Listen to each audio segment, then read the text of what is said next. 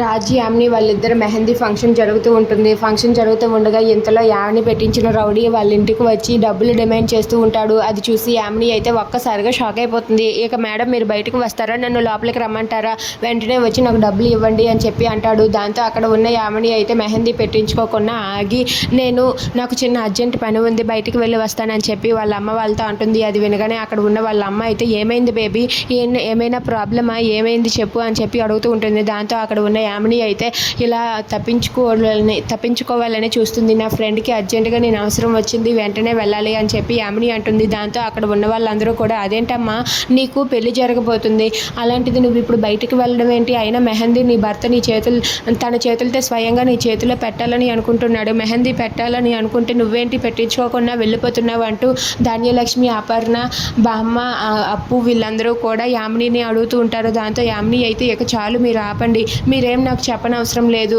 నేను రామ్తో ఎలాగైనా సరే గోరింటాకు పెట్టించుకుంటాను, అవతల నా ఫ్రెండ్కి చాలా ఎమర్జెన్సీ అని చెప్పి అంటుంది. అది వినగానే అక్కడ ఉన్న వాళ్ళందరూ కూడా లేదు నువ్వు ఏదో కంగారు పడుతున్నావు, నువ్వేదో కంగారు పడుతూ ఉన్నావంటే ఏదో ప్రాబ్లంలో ఉన్నావు, నీ ఫ్రెండ్ ప్రాబ్లం కాదు నీ ప్రాబ్లం అని మాకు అర్థమవుతుంది అని చెప్పి అంటూ ఉంటారు. దాంతో యామిని అయితే ఎలాగైనా సరే వాళ్ళ నుండి తప్పించుకొని వెళ్ళి అతనికి డబ్బులు ఇవ్వాలని అనుకుంటుంది.